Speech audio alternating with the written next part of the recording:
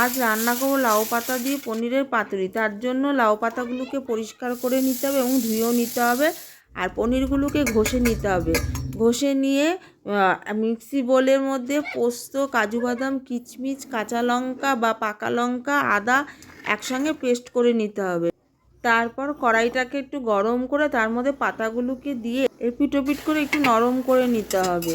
করে নিয়ে তারপরে পাতাগুলি একটা প্লেটের মধ্যে নামিয়ে ঠান্ডা করতে দেবো। আর তারই মাঝে ঘষে রাখা পনিরের মধ্যে সব পেস্ট করা মশলা এবং নুন, হলুদ, চিনি, সরষের তেল পরিমাণ মতন দিয়ে ভালো করে মেখে নিতে হবে। মেখে নিয়ে পাতাগুলোকে একটা প্লেটের মধ্যে বিছিয়ে নিয়ে তার মধ্যে ওই মেখে রাখা পুরগুলো দিয়ে তার মধ্যে একটা করে কাঁচা লঙ্কা দিয়ে দেবো। দিয়ে আমি সুতো দিয়ে বাঁধিয়ে নিই, কারণ আমি পাতাগুলো নরম করে নিয়েছিলাম। তোমরা চাইলে বেঁধে নিতে পারো। তারপরে কড়াইতে তেল দিয়ে একটা একটা করে ভেজে নিলেই তৈরি হয়ে যাবে পনির দিয়ে লাউ পাতার পাতুরি।